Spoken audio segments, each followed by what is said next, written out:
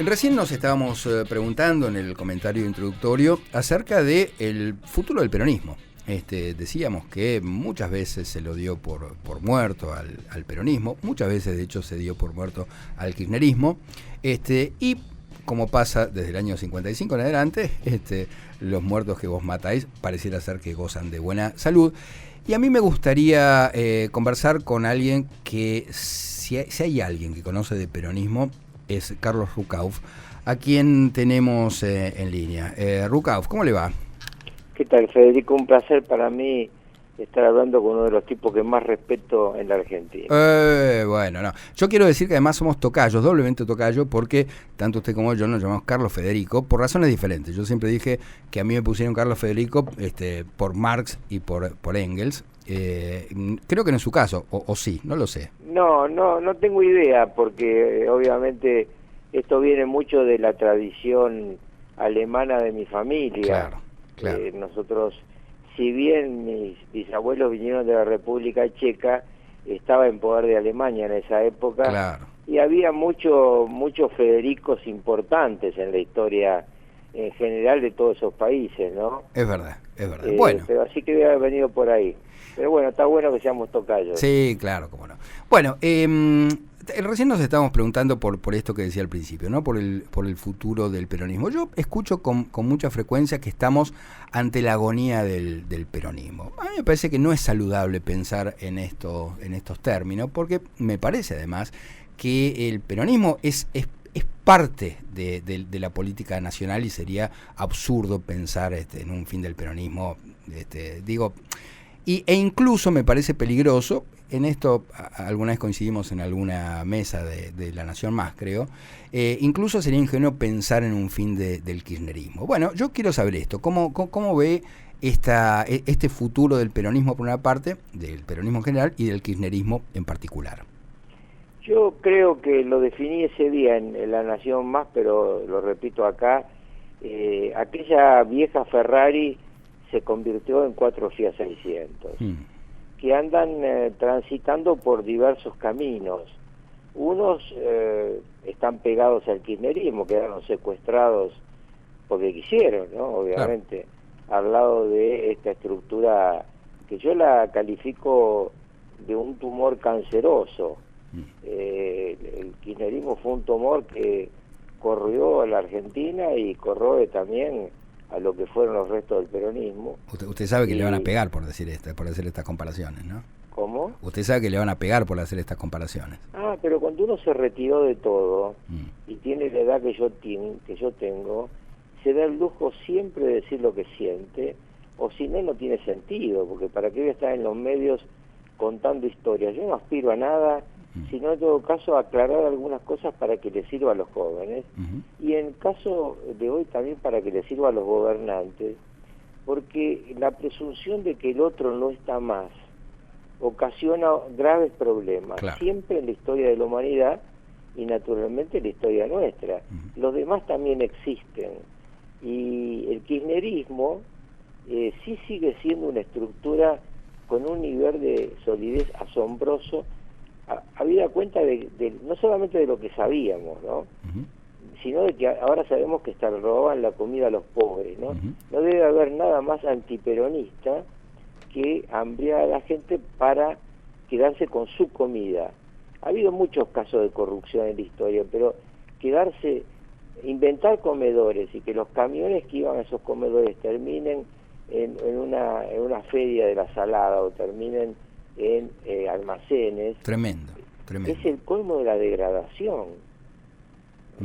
Yo creo que los chicos y los más humildes que están indefensos requieren de un Estado presente, pero en serio, no de un Estado que lo que hace es estafar.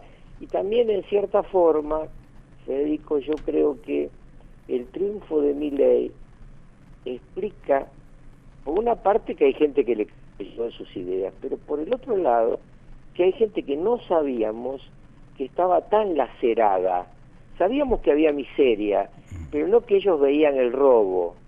Cuando la gente ve que lo estafan, reacciona como reaccionó, porque yo me acuerdo un día hablando con Carlos Pañi, no en un reportaje, sino en privado, hablábamos de cómo se había estudiado el voto transversal hacia Milei que llegaba a las villas, ¿no?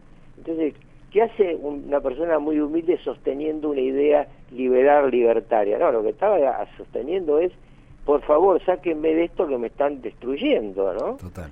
Y yo creo que hay que tener en cuenta, si peso a ello, esta mujer sigue teniendo una intención de voto en la provincia de Buenos Aires arriba del 20%, la capacidad de destrucción, aunque no sea de construcción, es muy grande. El resto de los Fiat 600 andan dando vuelta por todos lados. De hecho, ayer un Fiat 600 estuvo en la Casa de Gobierno. Ahí estábamos todos viendo al presidente homenajear a Carlos Menem y, obviamente, de los que ovacionaban al presidente ahí, yo creo que libertarios eran nada más que su equipo, el resto eran todos menemistas. Totalmente. Eso es lo que decíamos precisamente en el comentario introductorio. Ahora vamos a hablar de Milei, pero me gustaría saber cuál es el pronóstico que hace usted en relación a qué va a pasar con el peronismo. Digo, ¿se va a poder liberar de esta suerte de secuestro por parte del kirchnerismo? ¿Qué forma se imagina que puede llegar a tomar en el futuro? No, yo lo veo difícil. Lo veo difícil porque una tradición siempre del peronismo ha sido mirar la provincia de Buenos Aires. Y esto, Kirchner, que era un hábil analista de la interna, yo siempre digo que Kirchner tenía el cerebro de un águila y el corazón de una caja de seguridad. Sí. Y entonces el tipo decía, ahí está el poder y la plata.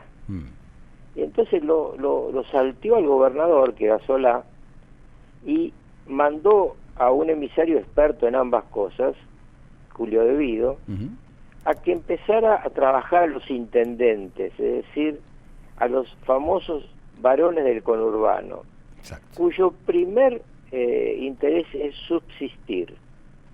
Y entonces lo fue captando. Yo me acuerdo que había uno que le decían la tota y otro que le decían la porota, uno en la primera y otro en la tercera sección electoral, que reportaban directamente al Ministerio de la Producción, y las cosas que se daban en provincia en esa época en materia de viviendas y de otros instrumentos, todo salteaba al gobierno de la provincia, hasta que convierte directamente a la provincia, poniéndolo a Scioli de candidato a gobernador, y luego de gobernador, en una estructura Néstor dependiente. Desde entonces, esta dación de cosas, esta permanente respuesta que daban los intendentes, capturó una inmensa cantidad de gente, y entonces usted ve que el intendente es muy prestigioso, y tiene motivos para ser prestigioso, porque cuando van a buscar algo que la gente humilde necesita, el intendente se lo da. Barra se lo daba. ¿Y por qué digo Barra se lo daba? Porque en el último cuatrienio, la superposición de las llamadas organizaciones sociales por encima de los intendentes creó un nuevo puente sumado al de la Cámpora que desgastó a los intendentes, y ahora sabemos que además no llegaban las cosas que prometían, con lo cual fue deteriorando la estructura de creencia de la gente en el sistema. Pero fíjese que lo que le estoy relatando lo que hace es decir, ¿me falló el intendente? No, me falló el puntero social, me falló la Cámpora, me falló el movimiento Evita. Entonces, ahí sigue existiendo una pecera donde Cristina pesca. Bueno, y en relación al gobierno, en relación a Milei, ¿cómo lo ve? ¿Cómo ve el futuro del gobierno? Según cómo le vaya con la inflación. O sea, queda completamente supeditada, digamos, el éxito político al éxito económico. Totalmente, porque él no es Menem, él es Cavallo. Total. Entonces, él es una persona que todo lo analiza desde lo económico. Ayer en el acto, para definir cuál es el mejor presidente de la historia argentina, lo tomó a partir de un trabajo de la Paulera, que es econometrista. Es decir, tomó los índices económicos, sociales y de equipamiento de la Argentina de Menem, la comparó con todas las demás y le ganó. Y explicó él mismo que luego que se produjera este primer informe ante las críticas, se hizo el mismo informe sin las privatizaciones. Claro. Y seguía siendo el primer gobierno de Menem el mejor de la historia y el segundo gobierno de Menem el segundo mejor de la historia. Entonces, él analiza todo desde ahí, claro, analiza todo desde la relación de esta estructura de estudio. Yo coincido que el primer gobierno de Menem y el segundo fueron gobiernos muy buenos, pero también gobiernos donde, y lo he dicho públicamente porque yo trato de decir toda la verdad, donde quedaron algunas fallas importantes porque la ausencia de bajar el gasto público lo suficiente y las dos crisis, la rusa y la tequila, dejan en el 97 de ser efectivas en el tema de empleo. Es decir, termina Menem con una inflación durante 2 años del 2% anual, que uno lo dice ahora en cualquier charla de las que doy y la gente me mira como diciendo este es un mentiroso, pero bueno, fueron menos del 2% anual, pero con una desocupación del 14,5%. Rucauf, usted siempre fue un crítico de estas organizaciones sociales, pero no solamente de ahora. Hablo incluso cuando usted fue funcionario de aquel gobierno de Isabel, que era uno de quienes más se oponían a estas organizaciones. Y lo que hoy se ve, este escándalo absoluto de que nos encontramos con una izquierda que pareciera ser que tiene los valores de las sociedades más esclavistas que hemos conocido, bueno, de alguna forma le dan la razón. ¿Cómo es el hilo conductor de aquella izquierda de los 70 a esta izquierda de hoy? Y otra vez, ¿no? ¿Qué futuro, a la luz de esto que se conoce hoy, le ve a estas organizaciones? Bueno, mi diferencia en ese momento era ideológica, es decir, yo partía de dos contradicciones. La primera, que no había una respuesta efectiva para los pueblos que viniera desde el comunismo. Por el contrario, todos los países que el comunismo administró, y en esa época estaba plenamente vigente la Unión Soviética, claro, eran ya verdaderos gigantes de gulags. El segundo era moral, porque yo veía que se planteaba la violencia como camino, y yo creo que nunca la violencia puede ser camino. La persona que más detestás políticamente tiene que ser para vos tu adversario, no un enemigo militar. Lo de hoy es mucho más grave desde el punto de vista moral, por esto que hablábamos antes, ¿no? Por el saqueo a los humildes. Ahora, yo siempre trato de ser lo más objetivo posible, y digo, ojo que a lo mejor en las organizaciones sociales tenemos una cúpula muy corrupta, pero tenemos probablemente en muchas realidades por abajo gente que trabaja por los humildes en serio, porque cuando uno tiene tantas denuncias, tiene la realidad de la corrupción, pero tiene también los que denuncian, ¿no? Y los que denuncian, cuando son pobres, tienen que tener el doble de la valentía que usted o yo, porque lo que se juegan es la comida. Y Rucauf, ya para cerrar, yo no puedo evitar preguntarle, habida cuenta que si alguien tiene experiencia en gestión, diversa en gestión de gobierno, es usted, ¿no? De los años 70 en adelante ha tenido mucha participación. Que no digo que le aconsejaría al gobierno, pero si usted estuviera en un lugar de decisión, ¿qué cree que sería imprescindible que hiciera hoy el gobierno? Atender, cumplir con aquella frase de que Petovero tiene la billetera abierta. Es decir, cumplir mientras se hacen estos cambios. Yo creo, primero, que si Milei saca la ley bases y la ley fiscal, la Argentina da un salto de calidad. Esto es, la posibilidad de un mecanismo de inversión extranjera inteligente. Y digo inteligente porque creo que con las reformas que se le están haciendo, la ley mejora. ¿Por qué digo que mejora? Y hago una pequeña acá apelación a su paciencia. Sí. Una ley que permite al inversor extranjero entrar en temas claves, como producir autos con litio, baterías con litio, hacer plantas de gas licuado y convertirnos en un gran exportador de gas licuado, hacer un sistema de elaboración científica de los alimentos. Todo eso genera una gran cantidad de trabajo de alta calidad, pero además genera alrededor las pymes. Y lo que está discutiendo la Unión Industrial hoy es que se garantice la existencia de las pymes. No estoy de acuerdo en todo lo que plantean, porque si usted hace un gasoducto va a tener los caños sin costura de Techín, pero a lo mejor no consigue en la Argentina las válvulas de alta presión que se necesitan para llegar a una planta de gas licuado, y eso tiene que autorizarse venir de afuera. Es un mix, pero digo, por ese camino Milei puede lograr realmente un milagro económico, porque Argentina tiene lo que el mundo necesita. El mundo está buscando gas, alimentos, agua potable, petróleo todavía y litio. Y lo que pasa es que en el medio de todo esto hay gente que está sufriendo mucho. Los jubilados que son siempre el jamón del sándwich, las argentinas con ajuste y sin ajuste, porque, ojo, el año pasado, 2023, fue el año que más perdieron los jubilados en proporción a la relación con el ingreso por lo que se llama la inflación núcleo. Perdieron 27% de su salario, de su jubilación.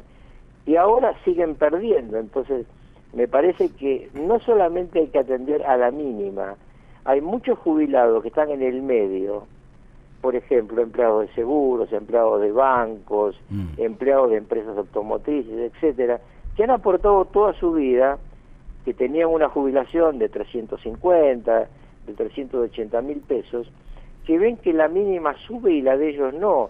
Y ellos tienen cosas que les dan un costo, que necesitan tener un ingreso para no caerse de la clase media hacia la clase humilde. Total. Así que a mí me parece que esto es lo que el gobierno tendría que hacer mientras transita el doloroso camino de la transformación. Clarísimo. Y con eso termino. A Menem, pasar de la hiperinflación de 1989 a la estabilidad de 1992, como claramente lo indica los números que estamos dando, le llevó casi 3 años. Es verdad. Me quedaron un montón de preguntas, sobre todo a mí me gusta mucho escucharlo en lo que tiene que ver con el panorama internacional. Es algo en lo que yo diría es una de las personas que más respeto cuando escucho. Pero bueno, es una excusa para volver a tener una charla muy Mire, me muy encantaría pronto. tener una charla y dejamos los títulos para una futura charla con usted sobre esto. El mundo tiene 2 guerras. En el siglo XXI hasta ahora nunca había habido 2 grandes guerras. Estas 2 guerras, una es probable que se vaya encontrando una especie de armisticio, que es aquella guerra que se hizo por poder y por dinero, que es la guerra entre Rusia y el país invadido que es Ucrania. La otra guerra va a durar mucho tiempo, de hecho viene durando mucho tiempo. De Yom Kippur para acá hemos visto permanentemente la idea de acabar con el Estado de Israel. Y en aquel momento, en el momento de Yom Kippur, el petróleo se llegó a triplicar el valor Brent del petróleo, y el mundo sufrió una crisis económica monstruosa. Entonces, no hay motivo para pensar que esta guerra que es por odio, esta guerra que desató este ataque bestial de Hamás sobre una población indefensa y civil, porque esto no hay que olvidárselo nunca. Yo creo que siempre uno tiene que analizar la realidad como lo que es, no como un sector u otro piensa. Esto empezó con un ataque salvaje a una población indefensa. Ahora, ver cómo se hace para que el mundo consiga que esta guerra se haga un poco menos salvaje ya es importante, pero las consecuencias que para el mundo trae esta doble guerra todavía las estamos empezando a ver, así que ojalá que un día podamos charlar con ustedes. Estoy totalmente de acuerdo, y creo que es que el gran problema, recién lo hablamos fuera de micrófono con la gente de acá de la mesa, es esto que nos depara, para decirlo genéricamente, el Islam, con todos los matices que hay adentro. Pero bueno, yo lo comprometo que se venga un día acá al estudio y conversamos in extenso de estos temas que a mí me apasionan. Carlos. Encantado, con mucho gusto. Lo que pasa es que estamos en días complicados mediáticamente. Yo estoy haciendo un esfuerzo para explicar cosas, y aunque a usted le parezca mentira, y los oyentes le parezca mentira, estoy haciendo más de 11 o 12 Zoom y radiales. Entonces, yo creo que esto va a pasar en cuanto se termine lo urgente. Vamos a poder empezar a hablar seriamente de lo importante, y esto que dejamos los títulos es lo importante, y me va a encantar ir a estar ahí con usted, con su equipo, y charlarlo. Bueno, Carlos, un abrazo grande y siempre un placer y un lujo. Gracias. Hasta siempre.